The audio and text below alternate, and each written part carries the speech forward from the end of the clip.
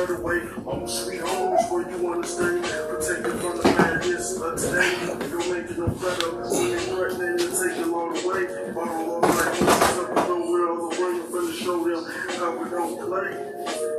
So don't be smiling in the face every day. What life be in the race? For goodness sakes. So tell me you got what it takes. I gotta keep moving, even understanding my way. Stay on the path, never go astray. I gotta keep moving, even understanding my way. Stay on the path, never go astray. Follow the image of my descendants on the path that's continuous, never ending. Like a new beginning, consistently walking into the next. Shit that old, if it ends the evolution, then let it go. We are the total control. Dictate what you say and where you go. The leaders of the next world, because this one is ending. Let's be real, no more pretending. Everything that okay, just sugarcoat it. You believe everything they say when you know it. You know that from school, now you think you know it. It's educated from the start. Turn this man to your mind apart. Leave you in the dark about who you are and where you going. Accepting this life, not never knowing. Your mind not growing. It's limited, real ignorant. So it's perfect, I'm trying to put it into it. I gotta keep moving, even understanding my way. Stay on the path, never go astray. I gotta keep moving, even understanding my way. Stay on the path, never go astray. I gotta keep moving, even understanding my way. Stay on the path, never go astray. I gotta keep moving, even understanding my way. Stay on the path, never go astray.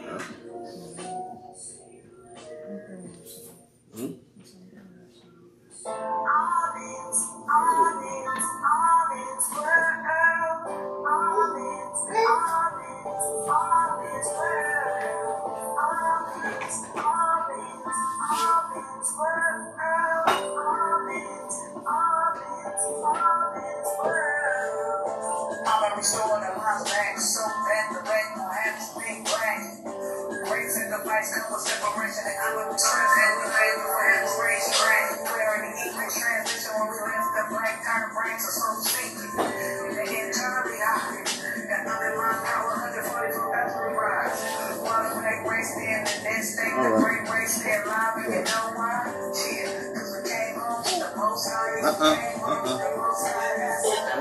No. Raising up our community, no fear. Solar power is flowing through the atmosphere. It's only right here, resounding the channel out of here. There's no help in the black race, they all be. Mark our life in the beast, in the forehead. There's no turning us back, we focus right now. I only focus on, we will never bow. Yes, we take it so, this is our pledge. I only focus on, we are you can't stay. Never play games. You can't stay. We focus on life, we're fixing the brighter day. We all live with his powers, we don't look back. We want to really live on it, we'll never fail. All right.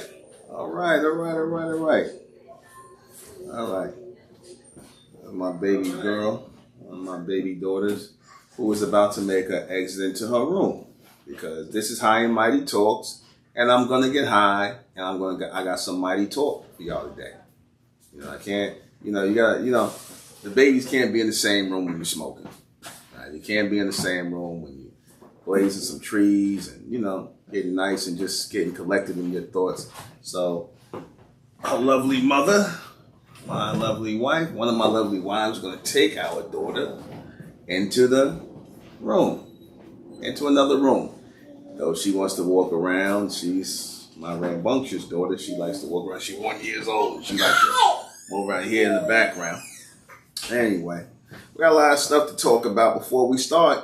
In the name of Amen Supreme, the all-powerful, the one and only true Lord, and Amen we trust, and Amen we think, and in Amen we continue forward forever. Good evening. I am your host, the intellectual Nuben Menkares. This is High and Mighty Talks with me, Nuben Menkares, and I'm going to touch on a lot of topics that have been on my mind My other daughter, Mincy. Bye-bye, Mincy and Ray. But anyway, I'm going to touch on a lot of topics because, see, here on this podcast, even though we small in number, we're going to grow because, at one point in time, I had over 30, 40,000 subscribers until YouTube said, nah. They yanked it. They don't like the real talk. They like it's what they call safe talk. Talk that doesn't offend people. This is what they like on YouTube. They got something called hate speech.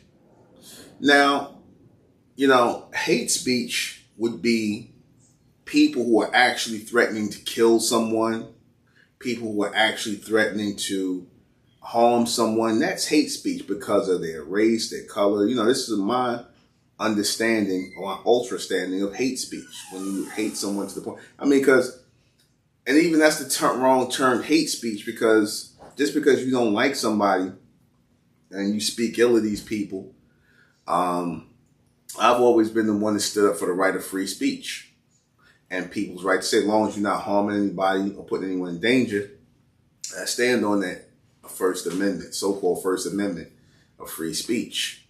So if we're supposed to live in a society where there's free speech, then why do you worry about offending people? Why do you worry about, I'm talking about the media companies and stuff like that. No, well, let me take that black. They don't care. They care about offending other people other than black people. As long as it's black people, like you can still use the word nigga, which is no problem, but you can't use the F word. No more. I gotta, watch the algorithms for gay people. You can't say the F word no more. You can't say the D word for lesbians anymore. You can't say the R word for somebody who was sexually molested. You can't use. I'm using the acronyms. I'm trying to be so-called quote unquote YouTube algorithm friendly. Right? That's what I'm trying to do. But that's why I tell y'all go to my MENTELLECT Patreon, which is down below, where you can hear the raw and uncut, because I don't really try to use YouTube to put out a lot. I do these high and mighty talks just to share my thoughts, my logical and rational thoughts, because this is the only place where you're going to hear logical and rational talk. You're going to hear logical and rational talk and thought-provoking and extended intelligence as well. That's going to force you to think past your boundaries. That's all I'm bringing. That's what I bring different to my podcast. I ask the questions and answer the questions that people are not thinking about, don't dare to go near, or even contemplate in their head. That's my contribution to this YouTuber, podcast setup. Because if I'm not going to do that, I'm just going to be like everybody else. I'm not going to get up here and talk about current events and things like that, what's going on in society, and I'm just giving the same old bland, trying to stay in the middle, trying not to offend people and whatnot. Let me tell you something. I don't care what you do in whatever life, you're going to offend people. Whatever you do in life, whether you're doing well in life, people are going to hate you because you're doing too well. When you're doing less in life, people are going to hate you because they're going to have disdain for you. Like, look at this bum. You don't have nothing. You ain't shit. All this stuff they'll heap upon you. So when you're doing bad, people got something to say. When you're doing good, people got something to say. So you know what? I'm not going to let people limit my saying what I'm speaking on. So I'm going to start off because I'm going to talk about a bunch of various topics that have been on my mind, stuff I've been seeing in the media and things I wanted to address concerning, black people and people in general. I'm not going to just say black people, everybody in general. The first one is the double standard, because that's the topic, the topic of tonight's cast or discussion is the double standard of black and white that the U.S. government wants us to live by. What the double standard of black and white that the U.S. government expects us to accept in this society, in today's society. Now, I was going to go into something, and I'm going to do a broadcast on this, why it doesn't make any sense for people to still push black and white It don't make any sense, because these are two terms that are not truthfully spoken about as to why the origins of these words, why they exist, why the government, because trust me, the government was behind this, why the government wanted to label people, certain people, white, and why they eventually wanted to label certain people black. You see, we already know, and I explained this to you all before, the whites was another way of saying, white people was another way of saying U.S. immigrants, the United States immigrants. And that includes everybody that came from another place. That is all of your white people who are Europeans, all of your Asian people, Pacific Islanders, right, as they call them, your so-called Native Americans, which are really Mongolian Asian people who came from someplace else, right? The East Indians, everybody that came from somewhere else, they consider to be white. The people who they consider to be black, they are the indigenous American people. They are the people who did not come from someplace else. Like right now, they're trying to make black people, or they're trying to associate black people with immigration. You got something stupid right now going on where you got these imbeciles who are trying to sit up here, these democratic shields, as they call them. They're trying to sit up here and say that black people migrating from the south to the north is considered immigration. How is that immigration when you're moving from one part of America to another part? Even this whole lie that we came over here on African slave ships.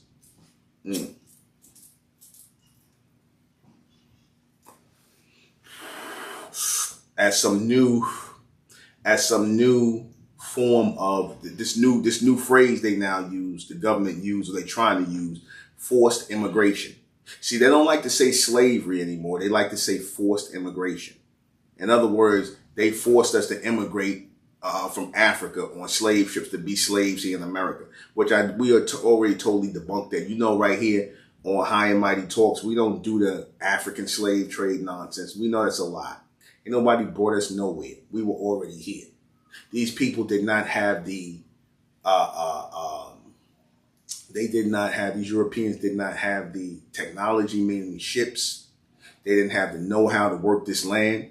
They didn't have the know-how to, really set up a system. They were still learning how to set up a system and an economic system in the society. So they doing all this on top of bringing people from a whole nother continent who don't speak the language, who are trying to fight you on the way, people who getting sick and dying on their way. Y'all know the rest of the story, the BS they tell you, because they make you sit, they actually make you think that this was some sort of working system and whatnot. And we already proved that, slave ships didn't come, or cargo ships didn't come about till 1850.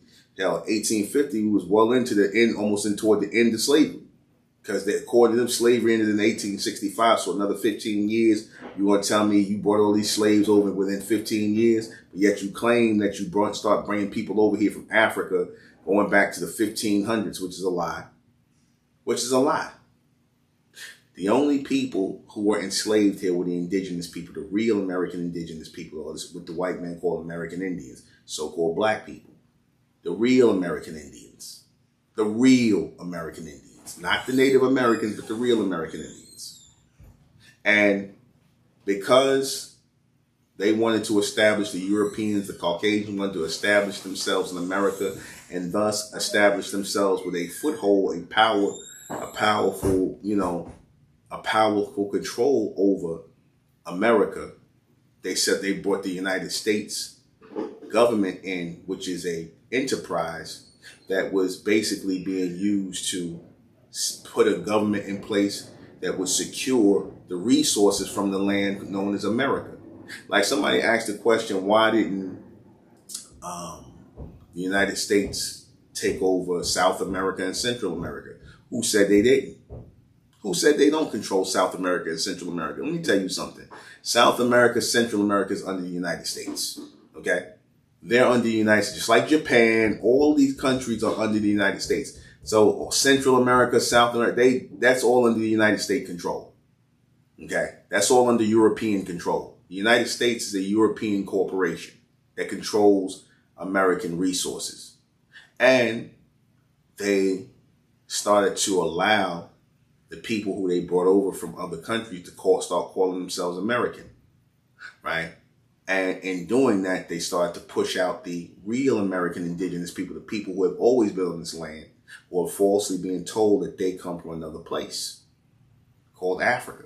The people who have always been here, going back to the Olmecs, the Aztec, the Inca, and the Mayan, from South America, Central America, all the way over here. This whole continent has been colonized by Europeans. This whole continent. Even the people who call themselves Latinos are really nothing but white Latinos, Caucasian Latinos. I don't care if they got a tan or brown. They still, they still got the same fur type of hair. The hair, the same hair as the white man. They still, have that Spanish connection with them. You see, and as they came over here and set up and start coming in here as immigrants,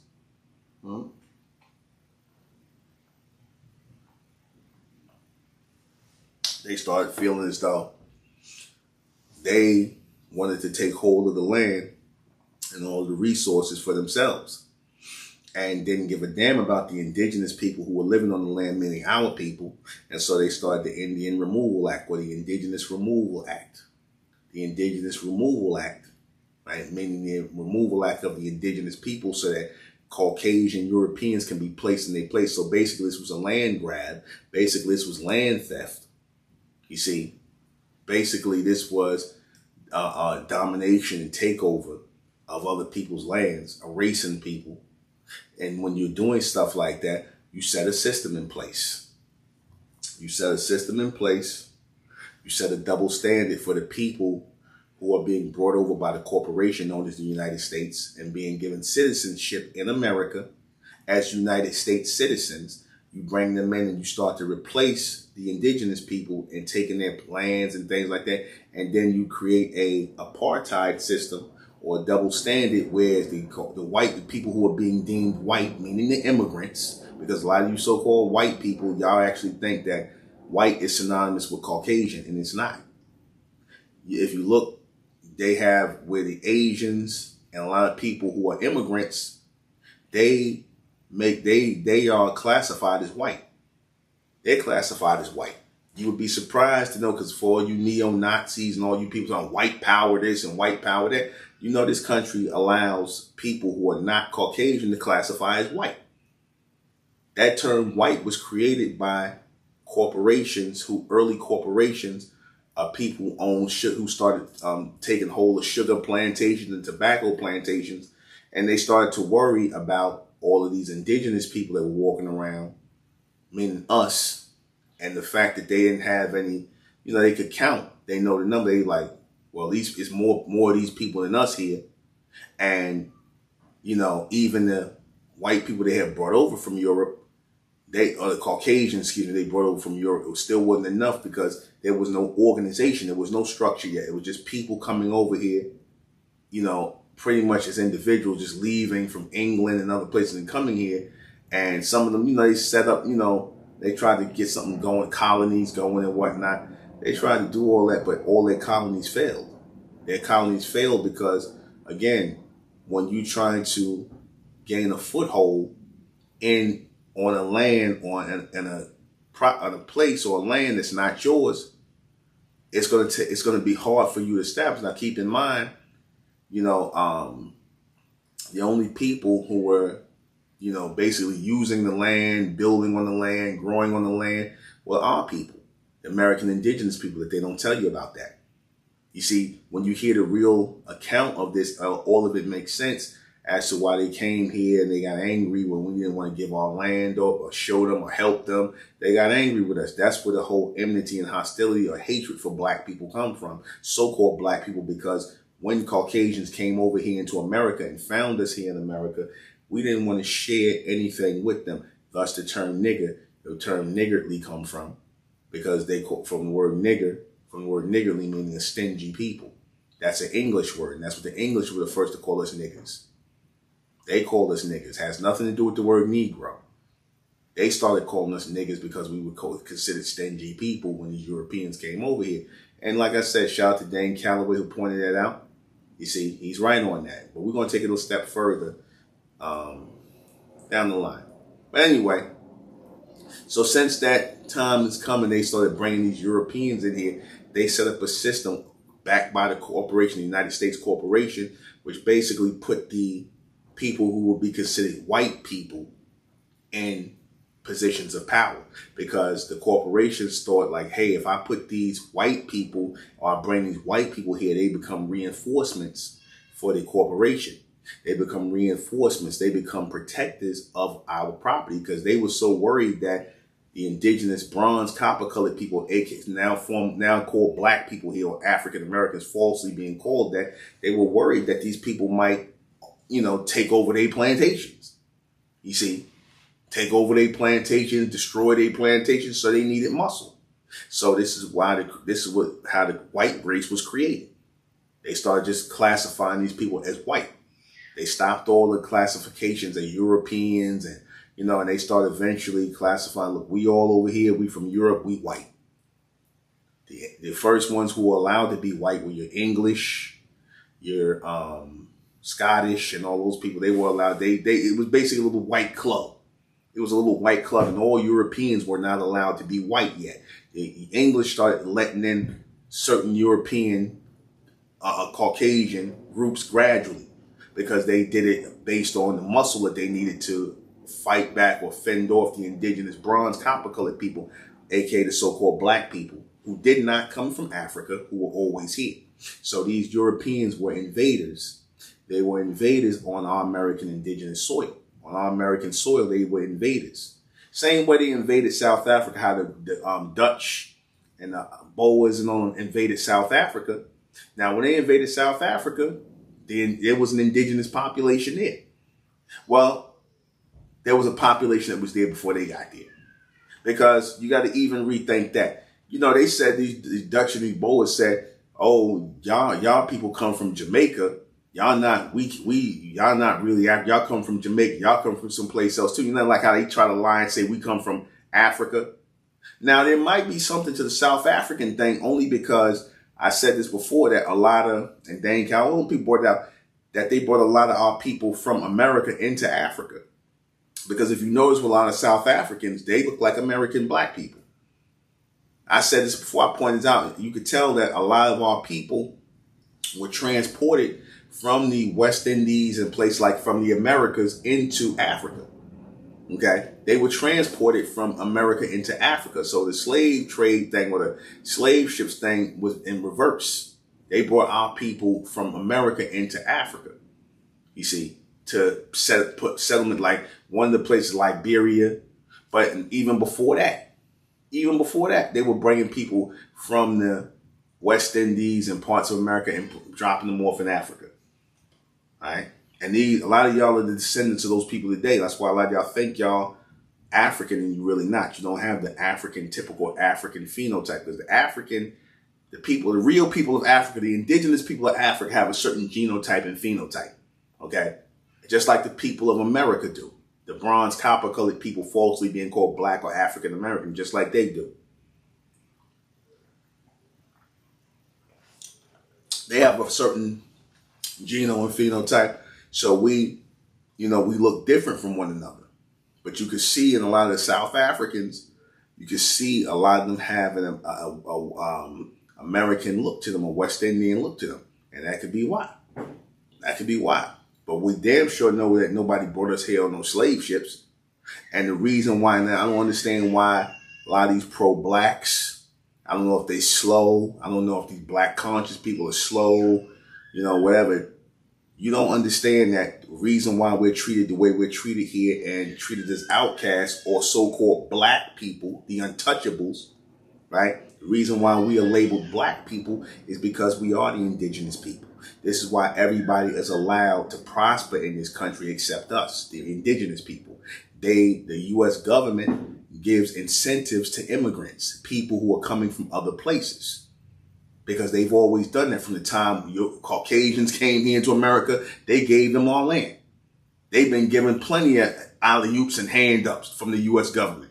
They gave the U.S. government, which is a Caucasian European government, not an American government. Notice I make the distinction. The U.S. government is a Caucasian European enterprise that colonized America. Thus the term American colonies, you see, before they became states. So they created a double standard as they started to gain control of areas. Because at first when they came here, it was none of that, white supremacist stuff like they talk today. It wasn't like that. They was trying to make friends with the native or the indigenous people, us. They were trying to make friends with us, and we had to help them, show them how to grow food and stuff like that. How to clean themselves, because they love to tell this lie that they brought us from some Africa and taught us how to comb our hair and all that bullshit. Lies. It was the other way around.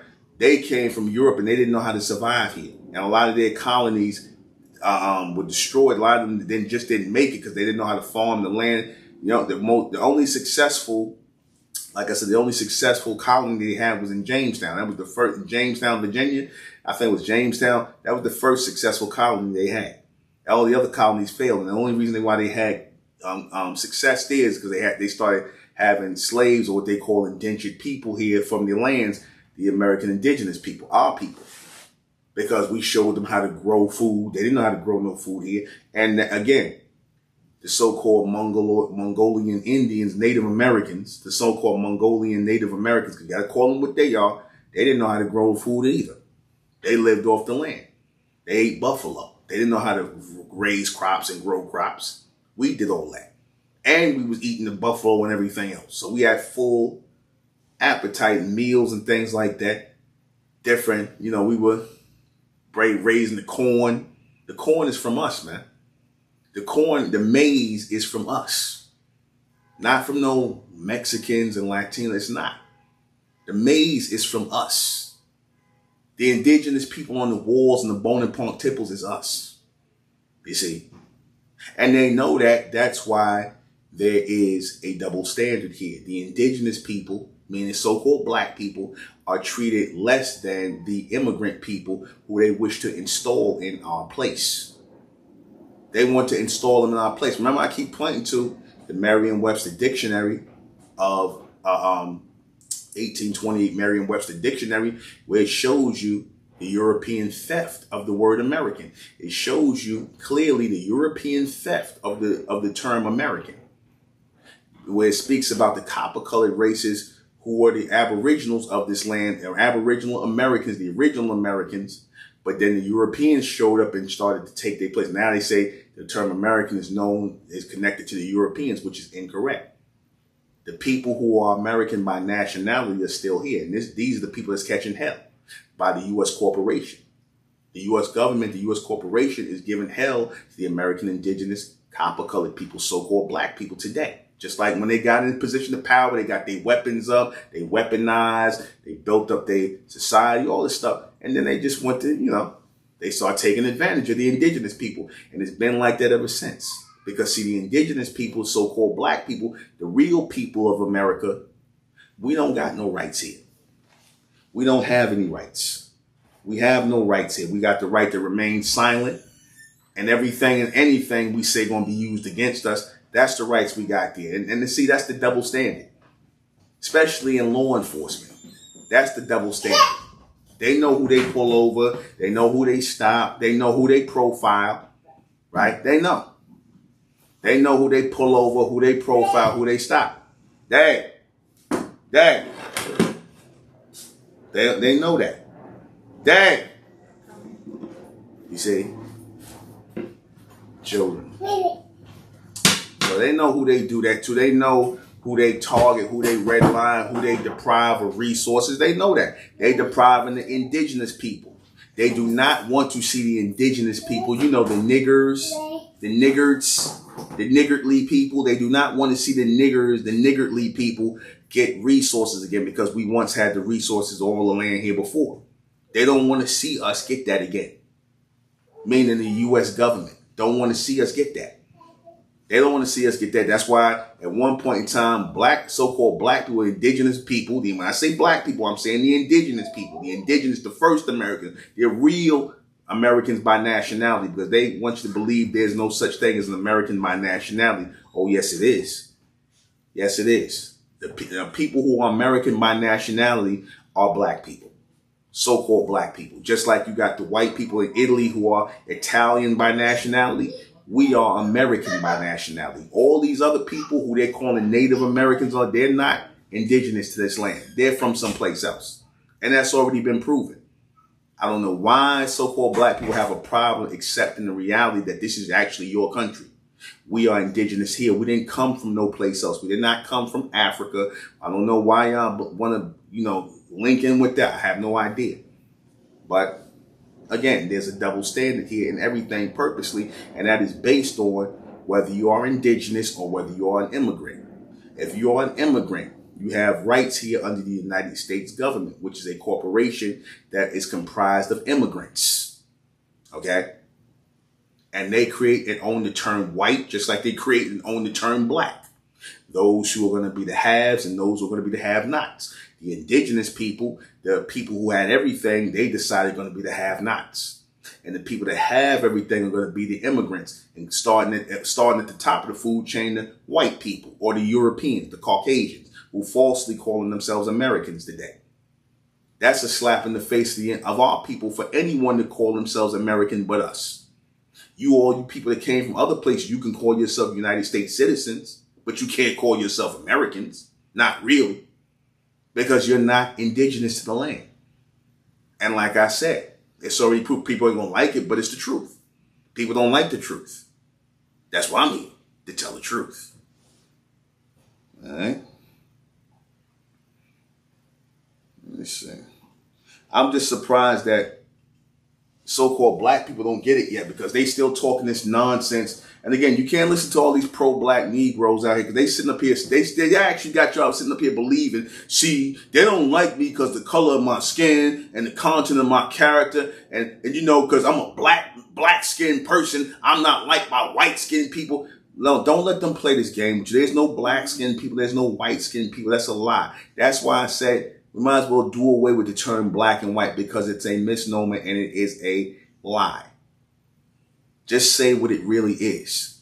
Indigenous people get nothing and the immigrants get everything, because this country has been overrun by a U.S. governmental European corporation who controls the resources here, who controls the politics here, who controls the law enforcement or the policy officers here.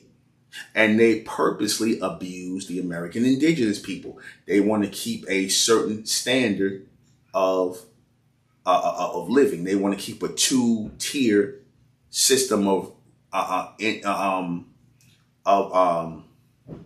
want to racial. I want to call it racial, but I want to more or less call it governmental separation.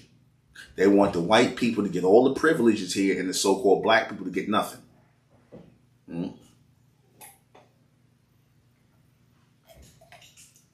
And keep in mind, these are the people who built this country. The so-called black people built this country through slave labor. There would be no economy in this country if it was not for black people. There would be no economy. Because again, the economy is based on what? The economy is based on agriculture. The economy is based on agriculture.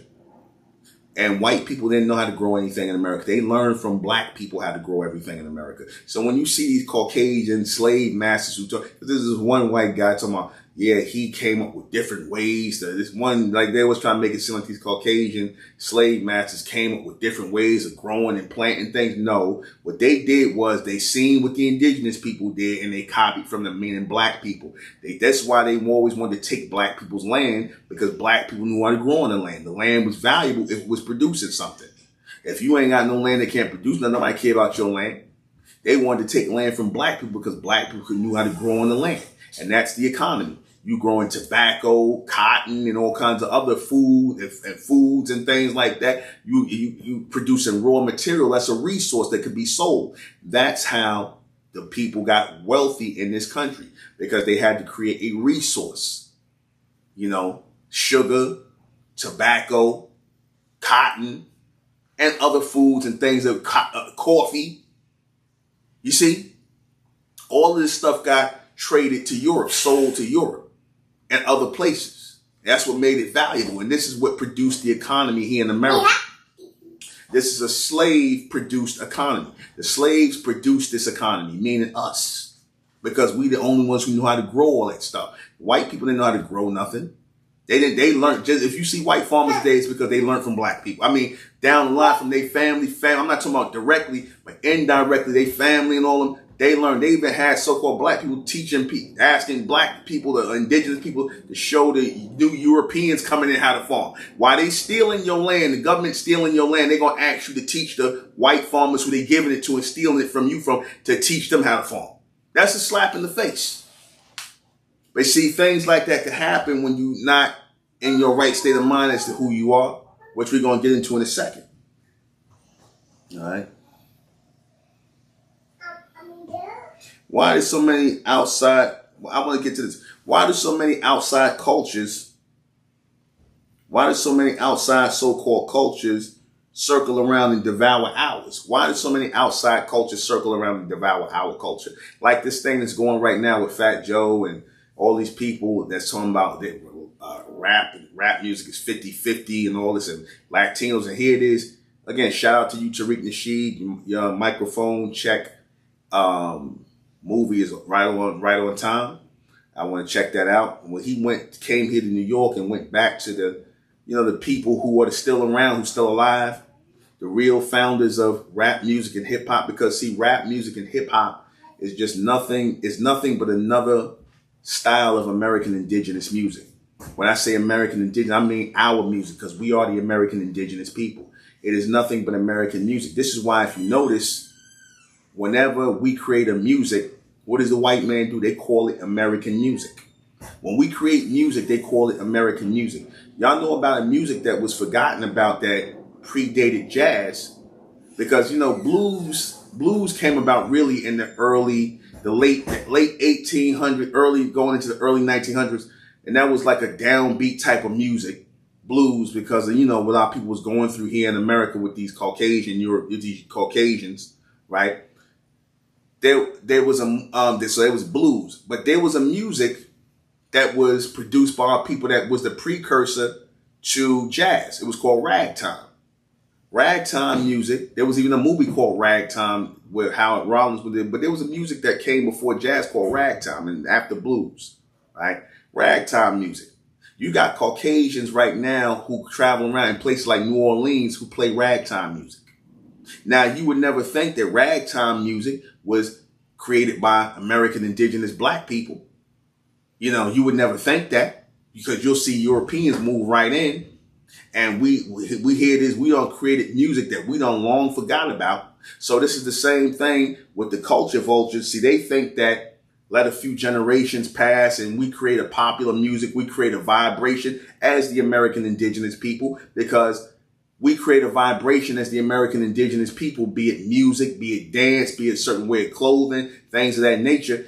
We create a certain buzz and a vibe around it, a certain energy around it. Then everybody wants to do that because we are a soulful people. So we create ragtime, and you don't even see, now you got these white guys who go around and they saying ragtime music. You got white groups play ragtime music. And ragtime came jazz and a whole lot of other music that was subgenres of music that we created. Because again, blues, ragtime, jazz, R&B, rock and roll, hip hop, all of that's our music. Soul music, all that's our music. You see? But see, when we don't keep a hold of that, we lose that, and then people just come in and fill a place. Again, the reason why the white man calls in Mississippi, they say Mississippi is the home of the blues, which is an American music. Why do you think they call it an American music and not an African American music? They call it American music because they know the American indigenous people who are not from Africa produced it, meaning our people, so-called black people. That they don't want to say it's black music. They'll say it's American music.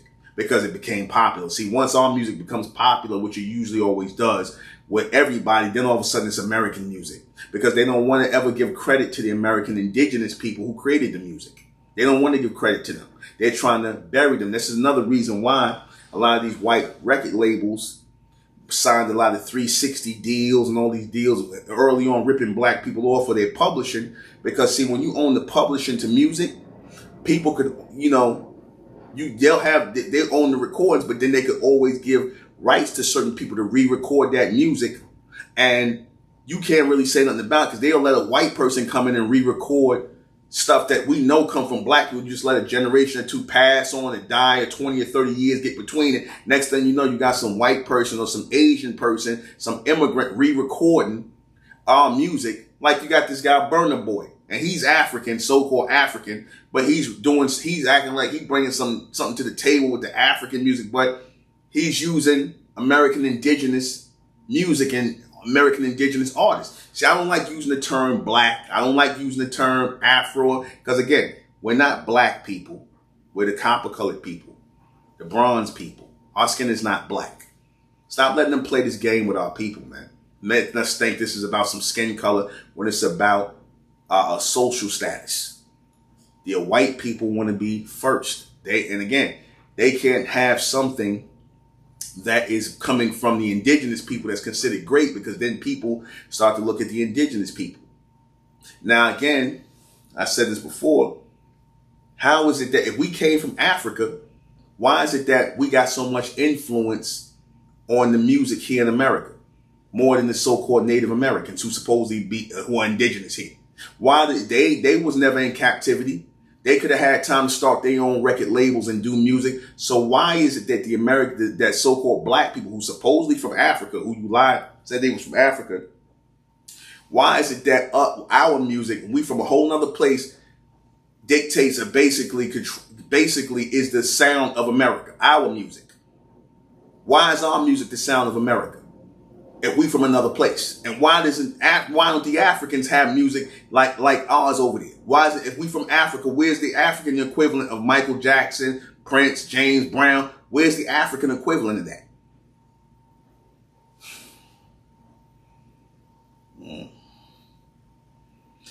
People are able to, I'm going to answer that question. People are able to vulture our culture and circle around and devour our cultures because we're sitting around here calling ourselves black people.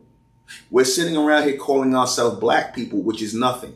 Black people is virtually like saying blank or no people. You're basically saying that you are people who don't even exist by calling yourself black people. So if you are saying that you are a race of people that have no name, that have no language, that have no origin, if you're saying that, then don't you see how easy it becomes for a people who come from a place, who have a nationality, a language, and things like that. Don't you see how easy it is for them to come and just vulture it up?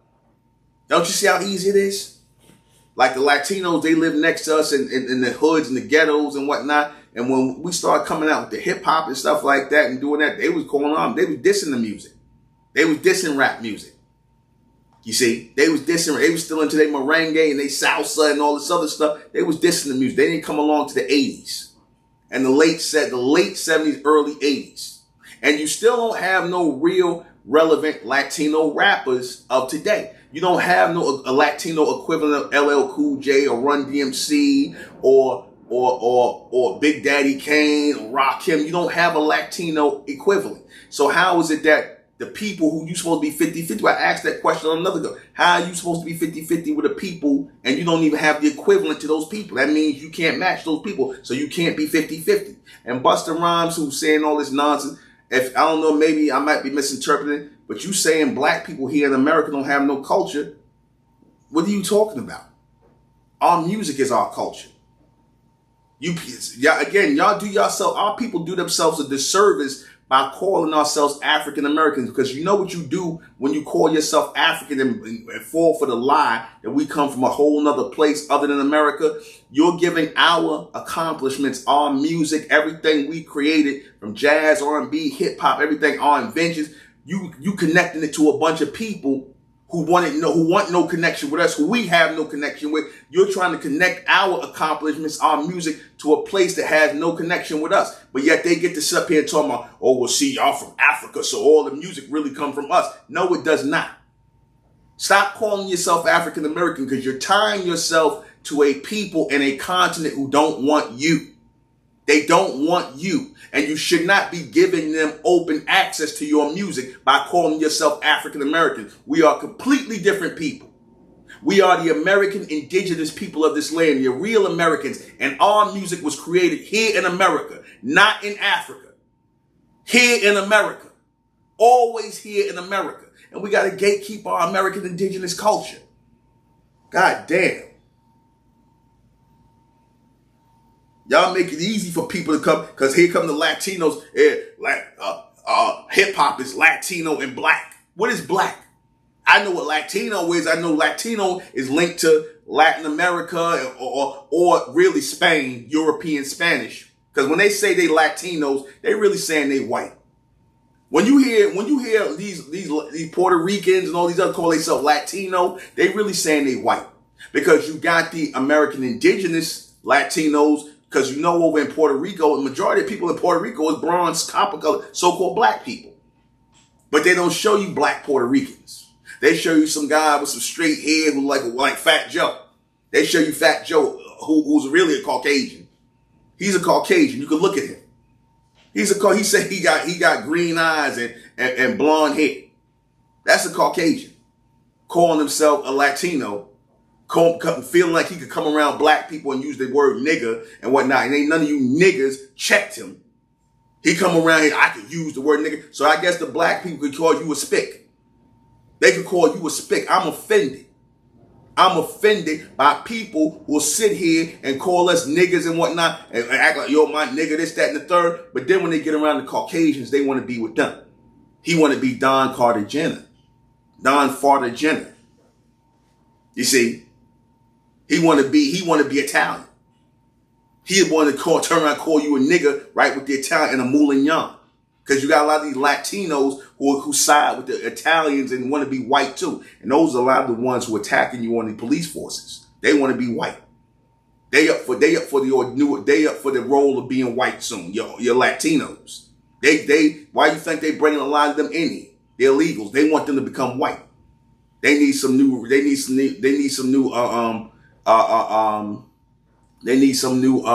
stormtroopers. That's why in Los Angeles, a lot of times you see the Caucasian Latinos out there. There's brown, ain't no brown nothing. Ain't no black and brown nothing. The brown, they white. The brown is white. Okay? And this is your brown people are now your race soldiers. They get with the Caucasians and they think they white and they'll call you a nigger. They'll beat the brakes off you. One of them Latinos punched a black woman in her face and took her baby, man. A LA County sheriff. They probably ain't do nothing to him.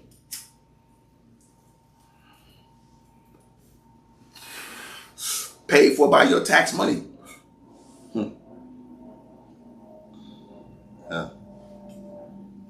Next topic.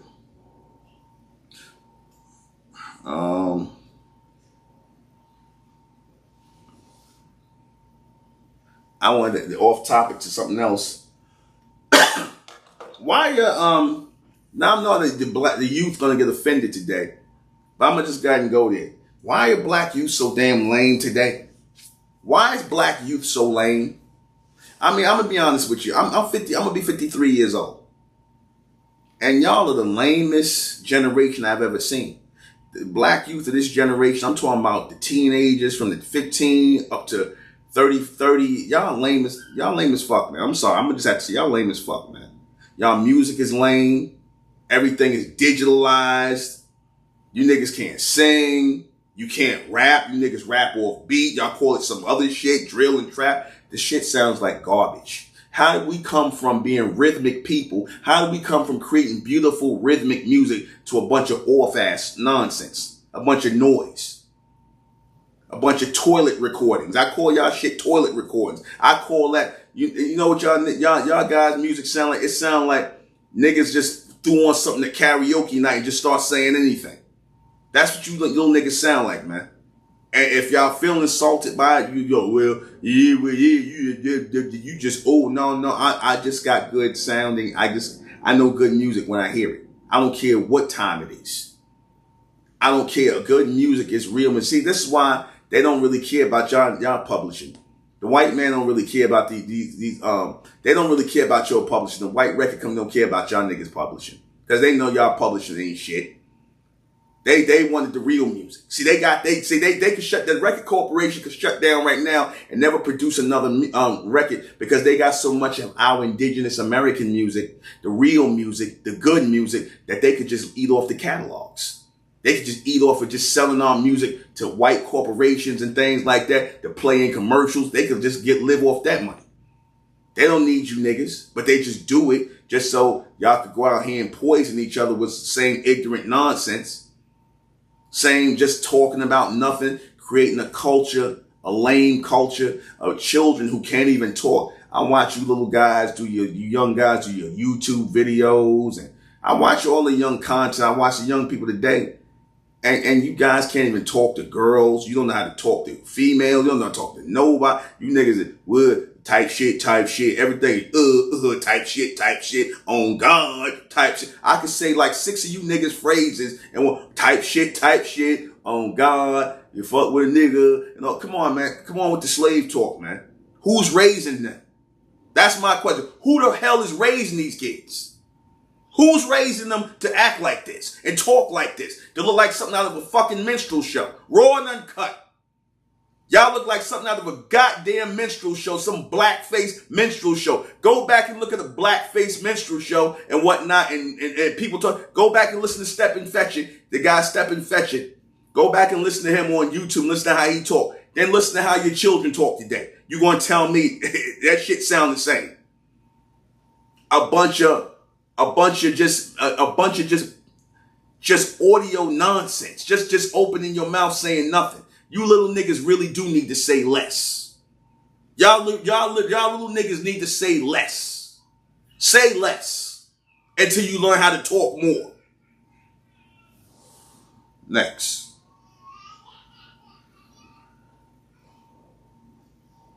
Y'all, this is the lane culture, man. Again, we come from creating jazz, R&B, hip hop, the Motown sound that by itself is a whole another genre of R&B. And so we come from creating all this beautiful music, and you mean to tell me coming with hip language and talk and swag and everything else, and now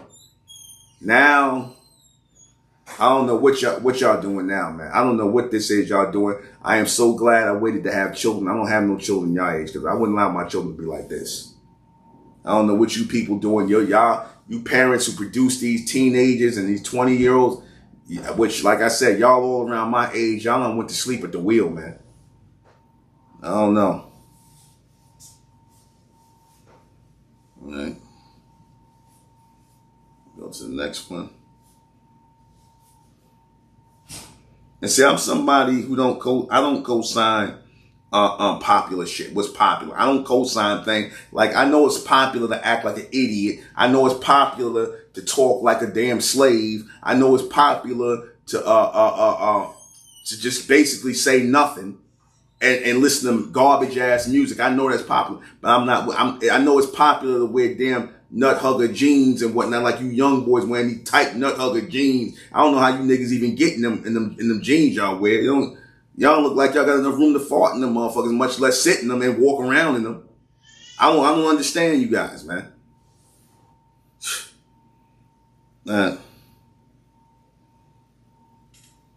And on to the next time. I'm just, man. Speaking of Lane, Alex Haley. Many of you don't know who this is. This is the guy that wrote Roots. Many of you too young to know what Roots is. They did re-release Roots in about 2012, 2011, 2012. They re-released Roots. This is basically a story about a man by the name of Alex Haley's family who supposedly came from somewhere in Africa, right? They created a place. Said that his family came from Africa and that a man by his great patriarch, his great grandfather, a man by the name of Kunta Kinte, came from Africa on a slave ship and was basically, his family was displaced and brought into America, and all the horrors and tragedies they went through, to Kunta Kinte getting his foot chopped off, to getting his back whipped, to his daughter getting towed away from him, getting raped by a white man, and all this other stuff. Meanwhile, as people are getting emotional, like they released this crap, the first time they released this pile of shit was in 1977. And that's what I'm calling Roots, a pile of shit. A pile of horse shit. They released this pile of horse shit, this steaming pile of horse shit in 1977. Now, I'm not going to front. I was 7 years old at the time. I saw Roots, and in my ignorance, I cried at Roots. I boo-hooed at Roots, and I was like, damn, that's messed up. The next day, I hated all white people. I hated every white person and whatnot. I couldn't stand the white man, everybody. You know, I was really on some hate whitey shit, right? And, you know, I'm pretty sure you white people that saw it, some of you racists was like, yeah, good. Like Kunta was getting his back whipped. Yeah, good. And for nothing, because why y'all racist, I don't have no idea. Nobody never did nothing to y'all. If anything, you need to thank black people for making a way for you in this country. All white people do. You need to thank black people for making a way for you. Because if it wasn't for black people, y'all couldn't have lived here. And I can stand on that. Because again, when black people wasn't helping you, a lot of your colonies died off. Y'all started even eating each other. Back to the Donner Party. But anyway, so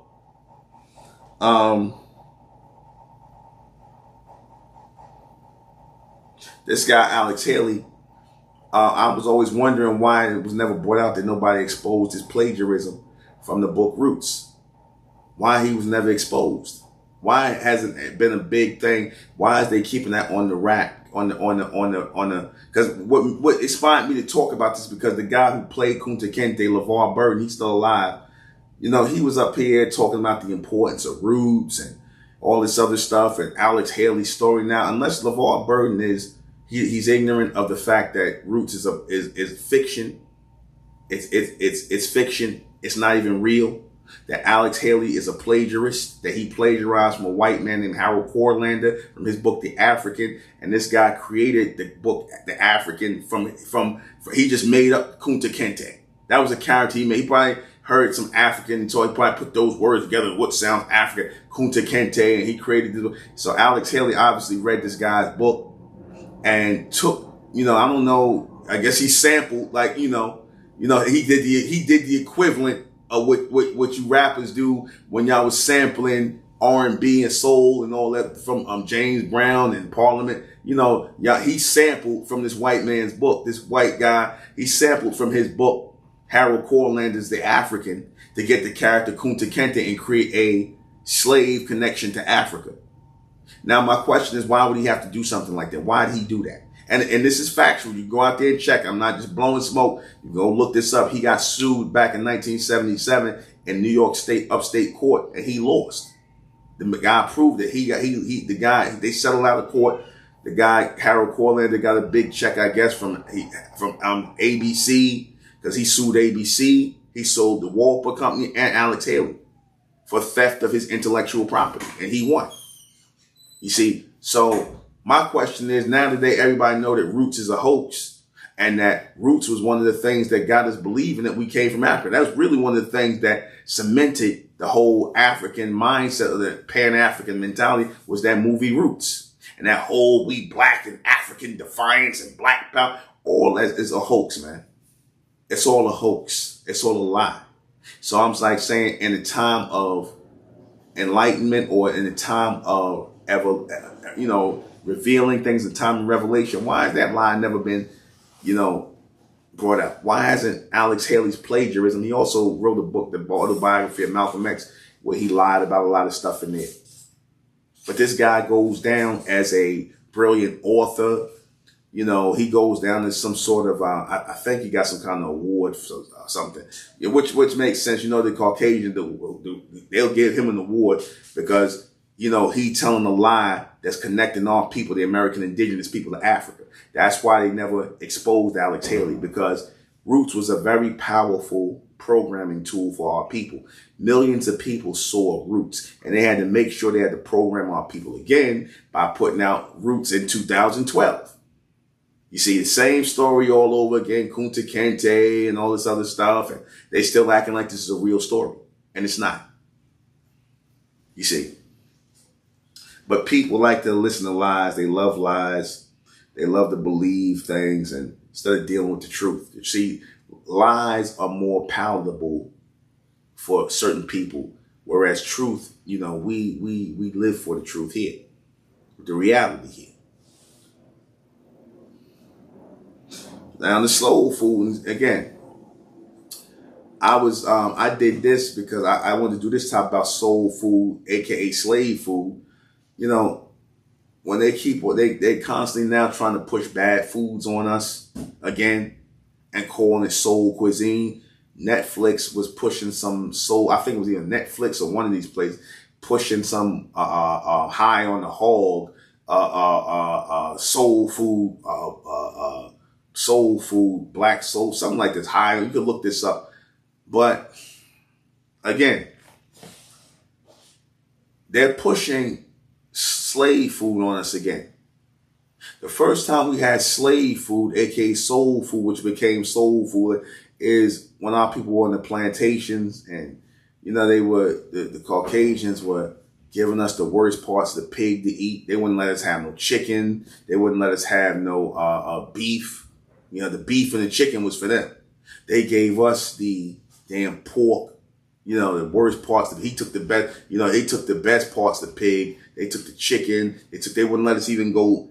I guess they would let them go fishing from time to time. I have a chicken, but you know, when you doing work like that, if you have men out here doing work like that, they're gonna tend to have a hunger for meat because you need protein, which builds muscle, and you need muscle to work. So what is the protein source? If you're not getting the protein source, our protein source used to be buffalo. That was our protein source. But since the white man started killing off all the buffalo, like he did, he killed off a lot of buffalo, which was our food source. Don't listen to them telling you that the buffalo is the food source of the so-called Native Americans. They became their food source after us because we was the only ones that could chase down and wrestle buffaloes. Our people were wrestling down buffaloes. You understand how hard it is to chase down a buffalo, a bull, or buffalo? Our people, the buffaloes move quickly and they will hit you with their horn. So when you chasing down that type of creature to try to kill it, hunt it for its meat and whatnot, that was a lot of protein right there. And that built strong men. Men who were freely eating the buffalo, the wild turkey, the fish. That's what we ate. That was our diet. Not no damn pig. Not no damn pork chops. Hog head cheese, pig butt, all this crazy smoked pig butts, pig tails, all kind of nasty, filthy pig, nasty ass, filthy swine. See, because that's how they ate, and they knew, and that's why it brings you back. I said our people followed a kosher diet, and when I say a kosher diet, our people didn't eat pork before the white man came here. There was no pigs here in America. They brought pigs with them from Spain and other places. They brought wild boars because they ate pig. Just like if you notice your Latinos, they eat a lot of pig because that's their connection, their connection to their European ancestors, their white Spanish ancestors who ate a lot of pork. Just like they eat a lot of pork. So they wanted to force us to eat pork because we didn't eat pork because number one, there was no pig here. And number two, like I said, we had the meat source, which was the buffalo, the fish, and the wild turkey, and an array of vegetables, corn, squash, all that stuff, pumpkins, all that stuff, all the vegetables you see, we was growing here. You see, greens, string bean, all that stuff we grew here. But they want to act like, oh, well, no. But they want to, you know, try to attach us to slave food again. Why are they pushing that soul food / slave food narrative? Because they see a lot of so-called black people starting to wake up and realize that this damn soul food diet is what killed our people, what made our people mentally slow, giving them all kind of swine and damn black-eyed peas and damn collard greens, and giving our people all kind of gas, and having them smelling bad, the insides and everything. We wasn't eating clean. We weren't eating clean. Damn cornbread and all that other stuff. We wasn't eating clean as a people.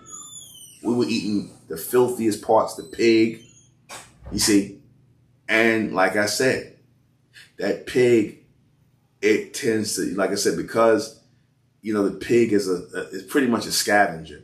The pig will scavenge for anything and eat anything. It's a filthy creature. And you're putting that filthy creature, that flesh of that filthy creature inside of your body. And you see a lot of these people in the South who eat pig, who eat a lot of pig, they have a very slow continence about them. They have a very slow continence. You see a lot of old black people who on all kinds of medications and all, they got all kind of gout and swelling in their joints and everything else. I'm suffering from a gout in my knee right now. Not from eating no pig though, but from eating too much protein, that uric acid. It's trying to clear up now, but we didn't eat, we didn't eat foods like that. You see, we didn't eat foods like that. But they trying to push us back into eating it, because see, a lot of our people are starting to eat cleaner now. A lot of our people have started saying no to pork due to the influence of great men like the Most Honorable Elijah Muhammad. He's the big reason why a lot of our people stopped eating pork, even though they may not have been Muslim or joined the Nation of Islam. But he was very influential in our people not eating pork. But now a lot of these pro-blacks and Pan-Africanists, they the ones that's trying to get us to eat pork. A lot of these pro-blacks and Pan-Africanists are trying to get us to eat swine. You see, you got like your Dr. Ben and them, they ate pork. They ate all these they eat swine. Right? They pork eaters. You see, the Honorable Elijah Muhammad had us eating clean. Noble Drawley, well, I don't know what. No, I guess he didn't have Noble Drawley. They was more. They ain't eat pork, but Marcus Garvey, them, they ate pork. You can see he ate pork. You can look at him and tell he ate pork. Marcus Garvey. But my point is, once our people started eating clean and cut the pig out of our diet, and we wanted to live longer, we didn't want to live to be sick, eat with damn diabetes and type 2 diabetes and high blood pressure from eating that swine and all that filth. Our people started living longer. Our people are starting to live longer. You ain't going to see a lot of our people. Now, once we get rid of soy, which is another thing I'm telling y'all, those of you who are listening, do not eat anything with soy in it. Please, please, please read your ingredients on whatever food. I don't care if it's bread. I'm going to let you know right now, the majority of bread got soy in it. Don't eat none of these breads out here. Don't eat none of this dressing and all this stuff. Everything got soy in it. So you got to now literally look for products that have no soy. And now a lot of these food companies are letting you know this has no soy, this has no soy, this has no gluten in it, no high fructose. Look for stuff like that. Be choosy with what you put in your body, because you don't want to have to go through gout attacks and all this, because they trying to get us to get sick again. The people that's pushing soul food, aka pork, slave food, the people that's pushing that. Remember that movie Soul Food? Remember Big Mama? Big Mama made that soul food, that swine and everything else, had everybody over there. She died of damn diabetes, cut off her legs and everything else. And she had diabetes and everything else, eating that garbage. She probably eating that shit for all her life, eating that garbage, and her life ended. Then she gonna try to feed the same garbage to her children. And then the sister gonna get up there and get indignant, because one of the sisters was like, well, maybe we could replace this white sugar, because that's part of the slave diet too. Some white sugar, some pig, some milk. You see, all that's slave food, man. So to replace all of that, in the movie, one of the sisters was, we should replace this. And the other one, we're going to be traditional. We're going to eat it like how Big Mama made it and whatnot. So in other words, she want to pass diabetes and high blood pressure on to another generation. You Negroes got to stop with this traditional BS, man. Y'all sitting up here embracing traditions that are not even real traditions. They're not even real customs. Like that whole thing with you Negroes with the beard, you Israelites. But that's another thing. See? Soul food is slave food, man. Stop eating that shit. Do black American indigenous people have a culture? Of course we do. Of course we do. Don't let nobody tell you we ain't got no goddamn culture. Yes, we do. We the only ones who got a culture. I'm going to hit you with that. Because a culture is defined by music, by dance. Go back.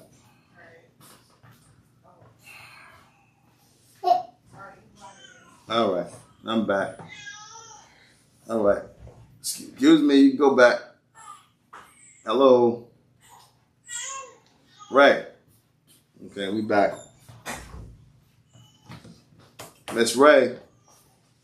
Miss Ray. Okay, Miss Ray. Okay. Go on, Miss Ray. My daughter wanted to get in on the on some camera time. But anyway, we have an extensive culture. I was listening to this guy, Busta Rhymes, talking about black people in America don't got no culture. And that everything we got is from them. Africans will say the same thing. And now you got the so-called Latinos saying the same thing. Last time I checked, blues is American indigenous music, our music, so-called black people's music, American indigenous. I don't like to use the words like, I don't like using words like black and all that. I don't use black because black means nothing. The American indigenous bronze people created jazz, ragtime, blues, R&B, hip hop, soul, rap, all of that. Jazz. That's all our music. I said, if I said certain things twice, I get rock music, which came from Jimi Hendrix, a American indigenous man, a bronze copper colored American indigenous man, not from Africa, not from the West Indies, not from the Caribbean, or not from any islands, from here, right in North America. So we got the music as our culture. We got soul, R&B. That's all American indigenous music. This is which again is why they call Mississippi the home of American music, because blues was the first American music born here. Blues was born in America. You see, and again, they acknowledge that blues is real, because even country music is nothing but a form of white people trying to sing the blues. That's all country music is. It's white people singing the blues. Okay?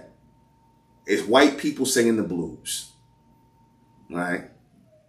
And a lot of the stuff that the Beatles and all them people singing in England, they were doing blues. They were doing electrified blues. So all that's our music. That's American indigenous music from the bronze copper colored people, our people who produced this. That's why they refer to blues as America's music. They don't say it's African American music. They don't say that. They say it's America's music for the American indigenous people. But they want you to believe that, see, when you hear the word American, you want to think white people. They don't want you to think bronze or copper colored so-called black people is American. They want you to think white people. So then over time in history, what people started thinking is, oh, it's American music. Oh, that's synonymous with white people. There's white people, and white people created blues music. Like they try to say white people, they try to associate ragtime with white people now. Like they'll eventually be associated. They was trying to associate jazz with white people, because you had white people recording jazz albums, but they were copying from the black people that was playing in the juke joints. They was copying their music, listening to them. You see, that's where they got that from. Like they always copy us. Like everybody copies the American indigenous people. That's the right thing to do. If you come into a place, and you're going to soak up the culture. You come into a place and you're going to soak up the culture. What you're going to do is you're going to start doing like the people who are indigenous to the land do. They dance and they listen to music. You're going to start doing the same thing. Because the Europeans didn't bring none of their music over here. What music they brought from Europe? The polka? What music did the Europeans bring over here? No, they ain't bring no music over here because their music was whack. The European music is whack. All their music, whatever country music, come from blues. All their music that they do is just ripping off our music. Rock and roll, calling Elvis Presley a rock, like how y'all trying to insert Eminem into hip hop. He a rap god. No, he not. Just like Eminem, that's just another Elvis Presley thing. Elvis Presley's the king of rock and roll. No, he not. How you want to be the king of something and you copying the king? You copying black men. That's already been proven. He copied black men. Elvis Presley. He copied black men. He copied a black woman, Big Mama Thornton, who sung the song "You Ain't Nothing But a Hound Dog," and it sounded way more soulful than Elvis Presley. He copied the dances of black people, but y'all was okay with it as long as he could act like a nigga and dance like a nigga, but as long as he ain't a nigga, right? That's about right. He could move his hips and shake his hips and all that, and y'all knew he was dancing like a nigga, talking like a nigga, trying to sing like a nigga. You knew that. But, you know, it was okay because, you know, he white, right? He white. He look like y'all. And y'all don't care about real good music. Or you care about who dark and who light and all that. Y'all into that whole race and color thing and all this other nonsense. But you can steal from our people, though, right? And lie and claim it's your music. Like that clown who started Rolling Stone magazine, like I said, which came from a Muddy Waters song, a so-called black and American indigenous man, Muddy Waters, a blues man who made a song called Rolling Stone. That's where the term Rolling Stone come from a bronze man, so-called black man. That's where they named the mag. They got that, and the group Rolling Stones got that from a black, so-called black man. But they don't give them credit for that. They was listening to Muddy Waters. They listen to all our music and copy us, man. Because we the American indigenous people. A switch and higher power. All right.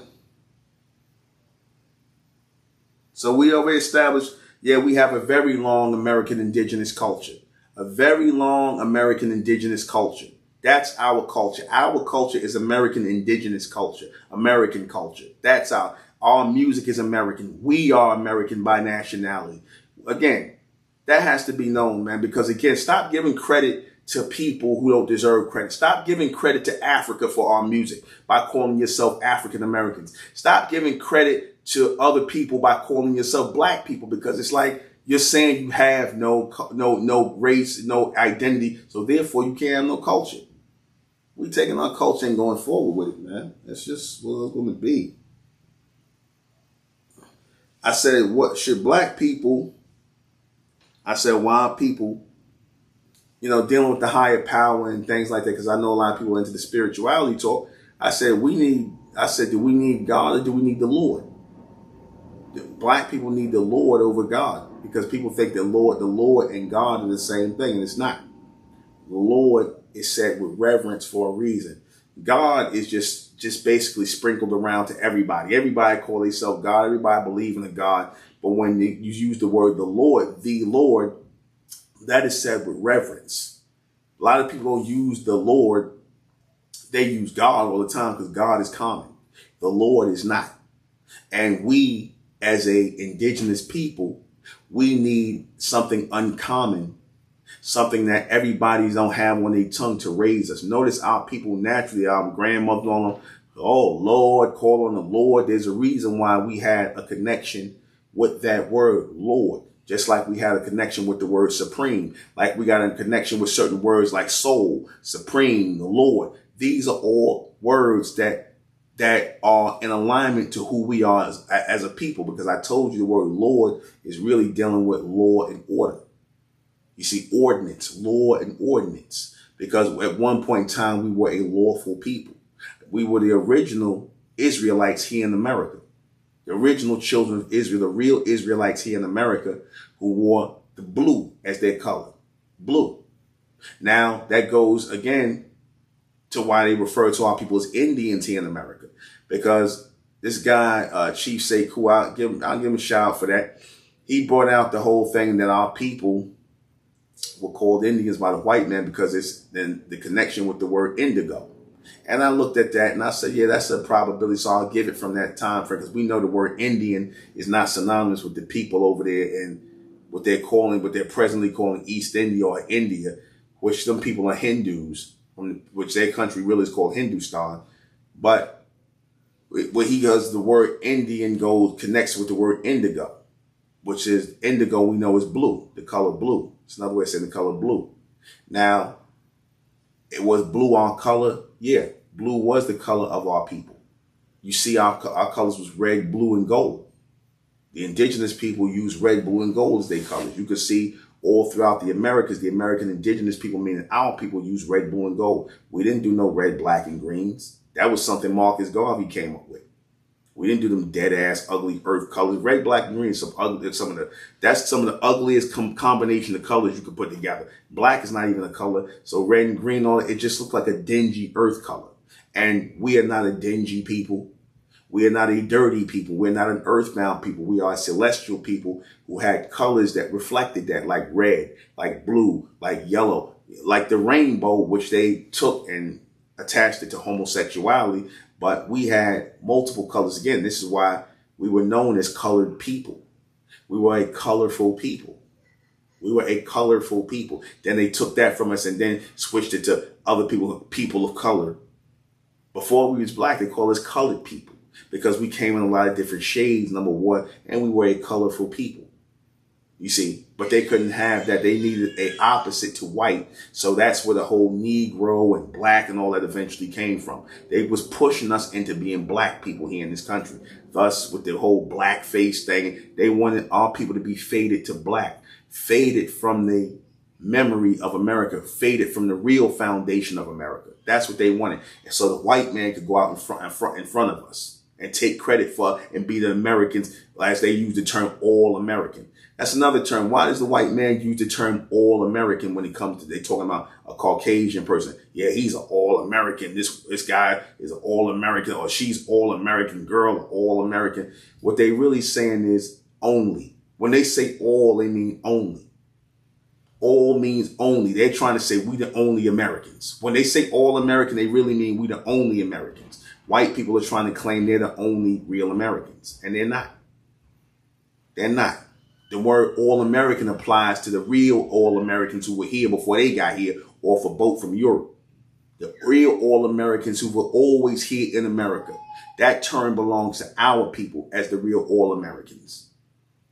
The American woman is black women. Black women are the American women by nationality. So-called American black women are the American women by now. I'm not talking about women who came from Africa. I'm talking about women who are indigenous to the West Indies, to North America, South America. Those are the American women. Mexico, you see, those are the American women. They are the American indigenous women. So when you talk about American women, you're talking about so-called black American women. That's still the American women. When you're talking about American men, you're talking about so-called black American men who are indigenous to North America, South America, Central America, the West Indies. That's who you to Puerto Rico. Those are your American men. All these other people from places in Europe, they're not American. They're just trying to steal our identity. Just like how they're trying to steal our music and give it to other people, like how they hijack BET. And by the way, y'all should goddamn cancel BET. Nobody should still be watching BET. No so-called black person should be watching BET. Because they sitting up here trying to push Fat Joe out in front as the host in the Hip Hop Awards. And the Hip Hop Awards, that shit look like it looks like a circus, man. It looks like a clown show. And then you got this colonizer Fat Joe up here trying to claim that rap Latinos is 50-50. Man, go ahead with that, man, because 50-50 gonna eventually turn into y'all niggas didn't create nothing. It's all Latinos. You got that from us. And see, and if a Fat Joe, aka Fat Ho, if them people is ready to do shit like that, if they so ready to sit up here and claim something here, they sat side by side with us in the Bronx and all over, and they know damn well they didn't create nothing. They know damn well they rode on our coattails. If they willing to sit up here, and take credit for our shit, yet they claim we black and brown, we all down, and they can't sit up here and give props to the people who made the lane for them, who created the music for them. If they could sit up here and try to and really tell this lie and get what Fat Joe and all the rest of these Latinos who sitting up here claiming that they 50-50 with us, that's a slap in our fucking face, man. That's like right now, if we came up here and said, we're going to do salsa music and we're going to throw some soul on the salsa and all that and the merengue, that's our music now. They'd be like, oh, what you Morenos doing? You trying to take our culture. We salsa. Y'all can't be us, but y'all can come and take hip hop and claim 50-50 on something that ain't yours. None of our music. Y'all was even up here trying to claim how y'all, what's the jazz, the Latin jazz, that's our music too, man. All that's anything dealing with jazz is us. You got to see the American indigenous people. You got to get with us, nigga. You got to get with us. The American indigenous people, not no black people. We coming from behind the blackness, man. We got to come from behind the blackness, because while y'all playing the black role, while you doing this, you giving people license to steal from us, man. While y'all playing the black to the brown, black to the white, you giving people license to come steal from us, man. I seen this white guy on and he's a good bass player. You know, like a Caucasian guy, you know what I'm saying? Like a Jewish fella, right? He was up there playing the bass guitar, and he was playing Stomp by the Brothers Johnson. Now we know everybody done came up on that song Stomp. Yeah, everybody who in their 50s and things like that and above, we know the Brothers Johnson. Shout out to the Brothers Johnson, one of the best bass players, bass players. I forget the brother. Forget his name. Johnson. He one of the Brothers Johnson. Man, that Stomp bass line. Listen to the Brothers Johnson, the song Stomp. Man, that bass line. We produce stuff like that. We put the pizzazz, we put the soul and the energy and the power into music that influences everybody. You listen to Stomp and the white dude, he playing the bass line to Stomp. Man, he did his thing on it. I gotta admit, but again, some of the best bass players, the best bass players are black men. And we're gonna come up with a top 6. I'm gonna come up with my top 6 best bass players. This ain't no disrespect to white bass players, because you got some Pino Palladino and them guys. You guys are good, you know, you got some good white bass players, but y'all can't rock with the American indigenous dude, just like when it comes to drums, man. We the foundation of music. Y'all know that, man. And if for Fat Joe, that's a slap in the face. Y'all sitting up here embracing him. He's sitting up here telling that lie. If he was really a righteous dude, he would have sat up here and said, listen, man, you know, I can't tell that lie, because, you know, I grew up around black people. That would be an insult to black people to lie and say we 50-50 with them. They did it and we copied from them. That's just how it went. Now, if he doing this for a check, he doing this for some money, which is obvious. Obviously, people are behind him. Big corporate people are behind Fat Joe to sit out here and come tell this lie, because they want to erase the American indigenous people. Again, stop with this "we came from Africa" narrative. This is what's, you see, lying and giving our people half truths and things like that. We got to put that to an end, man. You got to have an understanding, a complete comprehension of why people want to erase you. Stop with this old because of my black skin BS. Stop because it's old because you're the continent of my cat. No, because you are the indigenous people of America, and the immigrants want your place. The Caucasian immigrants want your place. They have always wanted our place. You see, what hell? They talking about the roaring 20s, and they showing you these white people doing all them things. You know, them black, they dancing off our music, man. That that Charleston stuff, that's our music, man. All the Charleston, the jazz, and the ragtime, that's our music they up there dancing to. Looking all awkward and shit.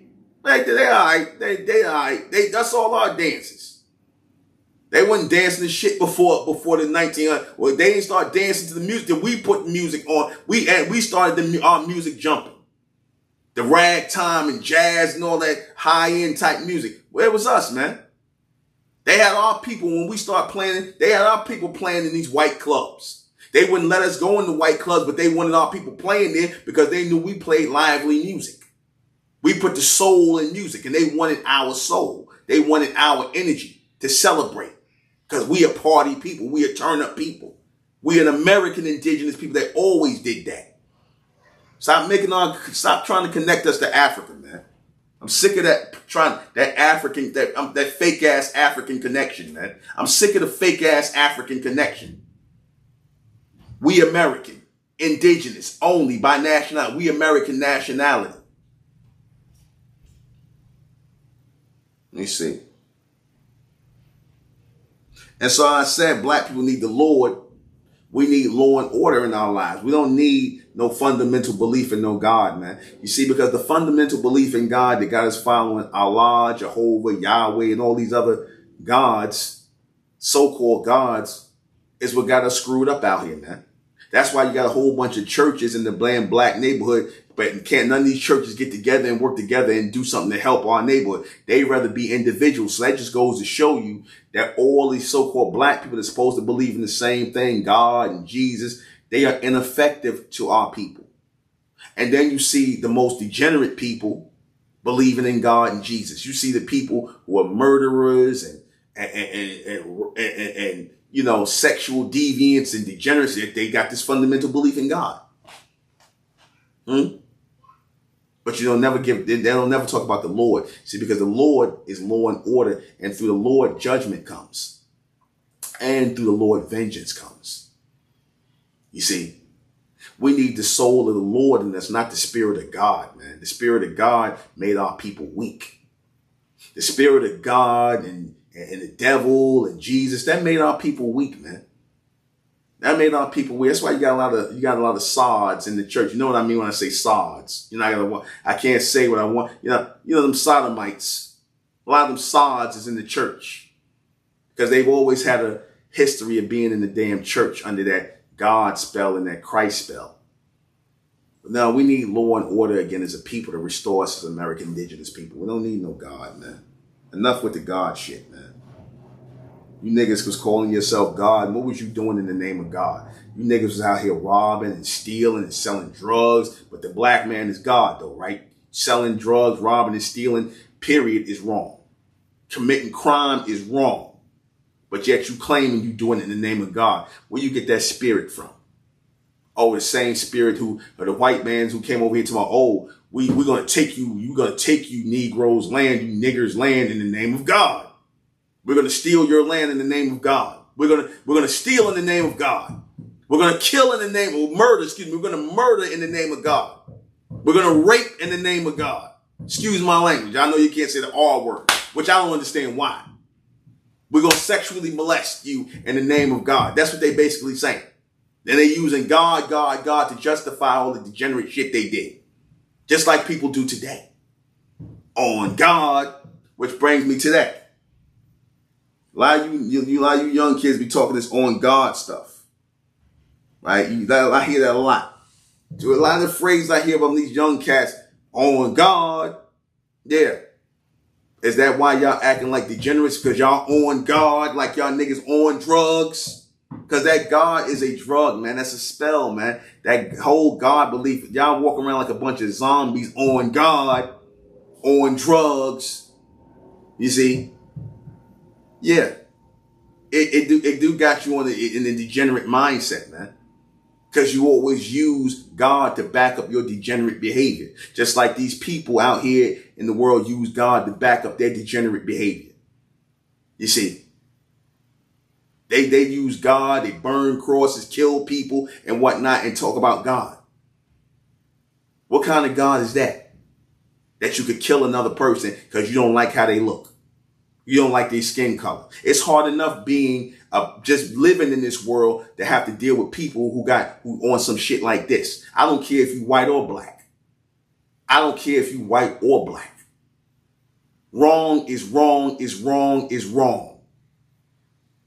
We don't hurt people because of their color. We don't hate people because of their color. We despise people because of their ways. That's who I am. That's who I am. I despise anybody who has degenerate ways. I don't care what color you are, what race you are. So, again, on this on God thing, a lot of y'all are on God, which is why y'all acting off.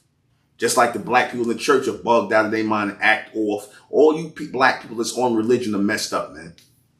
I don't care what religion you claiming, or the so-called black woman with her own personal God. My God tell me this. My God, her God is now a character now that talks to her. My God say this. My God wouldn't do this to me. My God, everybody got their own God. Again, individuality. No law, no order, which means no discipline, no direction, and no structure. That's why black people are messed up today, off God.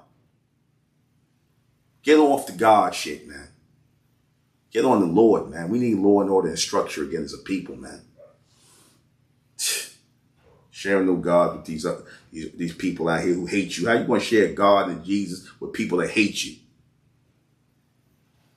Negroes bugged out, man. That was the question I had.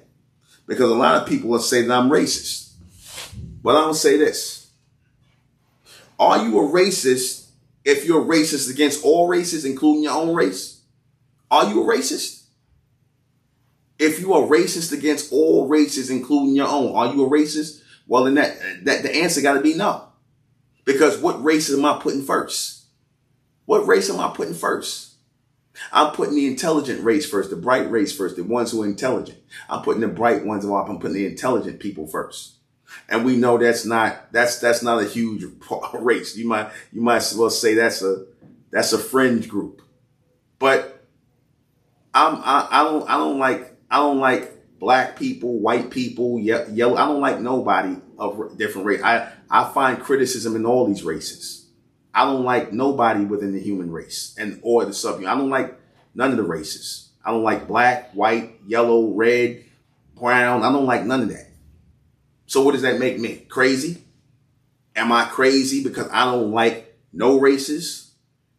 And why don't I like no race? I don't like them not because of their race or their color or anything. I don't like them because of their ways, because of their despicable and degenerate ways. And they hide behind those ways through race. So I am a racist against all races, including the ones who are supposed to be my own, the black race. Because black people, y'all want some bullshit, just like white people, a lot of black people on bullshit, a lot of white people on some bullshit, a lot of Asian people on some bullshit, a lot of everybody on some bullshit, on some low-level, degenerate, demonic bullshit. And they like to use race to hide behind the fact that they are a bunch of degenerates. You would be a degenerate if you were black, white, yellow, red. I don't care what race you are. A degenerate, a despicable person is just that. And I am not racist against anyone. What I despise is degeneracy. And that makes me a realist. I am a realist. For you so-called white people that you sit up here and you will, and this drags you in the dirt. If you sit up here and you defend another racist, or say, let's just say you are a police officer and you know you out here and you next to a racist police officer who is doing something racist to a black person or anybody who's just doing something racist, and you know they just fucking with these people just because they can do it with a badge and a gun, then you are a piece of shit too. Because again, putting on a badge, putting on a gun, swearing that you are going to uphold the law is supposed to be a serious thing. It is supposed to be a serious thing. And you take something serious like that and you turn it to shit because you want to just use it as a way to abuse people because you a coward. You're cowards. And those of you who don't out those people are cowards. You have all kinds of demonic and weak energy on you. That's what I despise in all races. I don't care what race you are. I despise weakness and degenerate behavior. See, this is what should be the defining point in what makes you men and women, not race.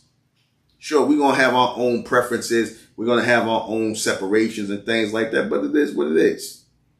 It is what it is. I'm racist against all races. How about that? I'm racist against all races, including the black race. How about that? Because again, when I see degeneracy, when I see messed up ways or whatever, I'm going to say something about that. I'm going to point it out. And again, you're not going to get a pass from me because you so-called black, because I don't identify with black. I don't identify with white, black. All this, I'm a man. I'm a man. A bright man. An intelligent man. And for people that's trying to get you to associate yourself with black and white and all this other shit, like I said, they got an agenda, man. They got an agenda. Of course, yes, we are different. Of course, you might prefer your people over. Again, there's nothing wrong with that. But you don't got to downgrade another people because you prefer your own over another. You ain't got to downgrade. I never downgraded nobody. I spoke truthfully about people whether they be black, whether they be white, whether they be red, yellow, I don't care, Martian, blue, I don't give a damn. I speak about wrong and right. There are certain things that's just wrong. And when you no longer point out the things that are just wrong, that means you are despicable and you are degenerate as the people who are claiming God and embracing God and showing their degenerate and demonic ways, man.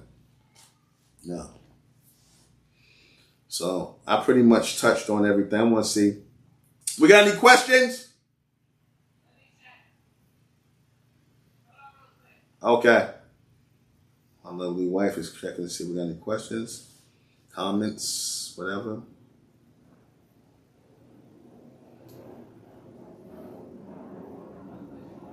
Huh? No? All right, I'm gonna say one more. I'm gonna touch a few more things, and then we all close out. Why? Yeah. Did I say? I think I might have missed this. I'm gonna repeat this again. I said, why is it that everybody? That's why I went. Why is it that everyone wants to be American or associated with being American? Why does everybody want to be American? Because of us, because of black people. That's why. Because we brought culture to America through music, through dance. We made it hip to be American. You know, when you start seeing the all-American white people and stuff, you don't start seeing people talking about America and wanting to be American, and people coming over here into America and start leaving their past behind, whether they're coming from Europe or wherever, to the 20th century. And what was going on in the 20th century, where people wanted to start declaring themselves proud Americans. Because prior to the 20th century, being a United States citizen and calling it something, that was a fringe type of thing. Nobody was really checking for, like, America was kind of still like a third world country, just getting its feet on the ground. But that all changed when the 20th century came in.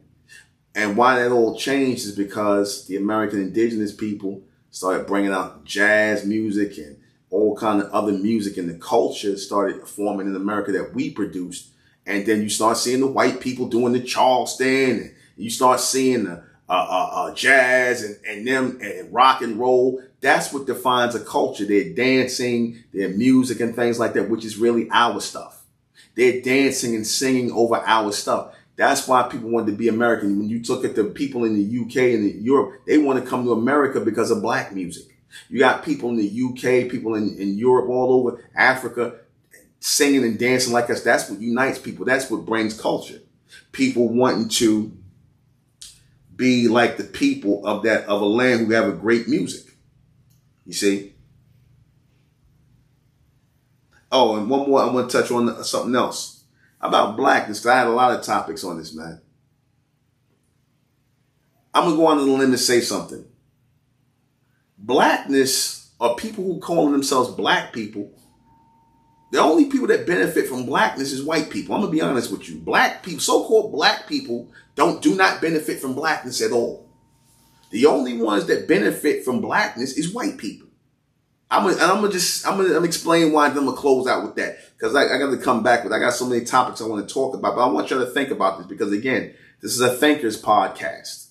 I want you to think about everything I said. Whether you think what I said sound crazy, whether it's, or is it next level way of thinking? Because I think on the next level, man. I don't think as a black man. I think as an intelligent man. I think as a bright man. I don't think as a black man. You see, I don't care about what people want to label me, or, oh yeah, brother, you in the system of white supremacy and all this other shit. Like, people try to get you to curve over under to so-called white supremacy. Let me tell you something. People are born, people are going to die. White supremacy is not going to be stop that or start that. They're going to die. We're going to die. People are going to come and be born again. No, if you can't control if you can't stop us from living and dying, or whatever the case is, because people can kill you, don't matter. If you use the threat that people could come and kill you, you walk out in the street and die. Get shot by a stray bullet. Anything can happen to you. So don't use the threat of violence as a way to subvert the truth that's coming out. Don't use violence as a threat, because anybody could kill, commit murder. Anybody could do that. That's a weak person. Like this guy that went out here and shot all these people, then his weak ass went and killed himself. You see, that's what weak people do. because they can't deal with their lives or what's going on in their head. They gotta vomit their weakness, their mental illness out onto other people, because we should see mental illness as a weakness and not coddle that. Because what does that do? What that does is it gives license to people to do what this guy just did. And then you got the media up here talking about, oh, he was mentally disturbed. No, how about he was mentally weak and emotionally weak? Stop trying to give a pass to people who are mentally and emotionally weak and choose to be so. You see, because people got a lot of shit going on in their head, people going through things, but they don't mean they could get up and grab a gun and start killing people. You justifying somebody getting a gun and going and killing people. That's the same way you justify a racist ass police officer going and shooting somebody or going and pulling people out of cars and beating on people and violating people. And again, I'm not even talking about just violating the law. I'm talking about violating righteousness, violating what's right. Again, certain laws should not dictate or be dictated by that which is supposed to be just civilized. That's what I want to look for. You're supposed to always move as a civilized person until you have to be otherwise. So again, wrong is wrong. I don't care what color you are. Black, white, blue, purple. Wrong is wrong. And when people choose to do the wrong thing, something's wrong with them.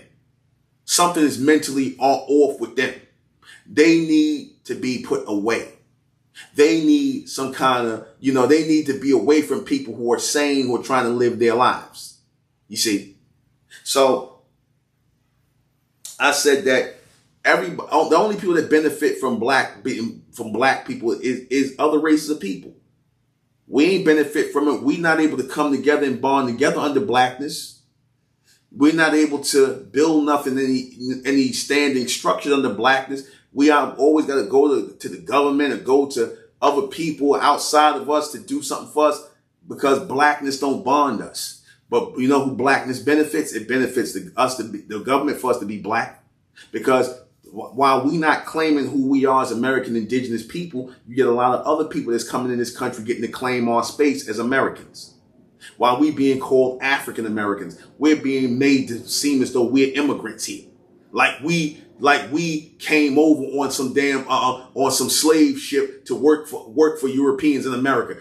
Some lie, because that's going to be the new lie they're going to tell in history. Again, they give history, they let things pass 5. They don't even wait. They usually would wait 10 to 15 years before they start lying again. But they do it every 5 to 6 years. They start lying because they want this next generation of children to be raised with the lie. Like how we were raised with the lie that Roots was a real story and that we came from Africa. You see, stuff like that.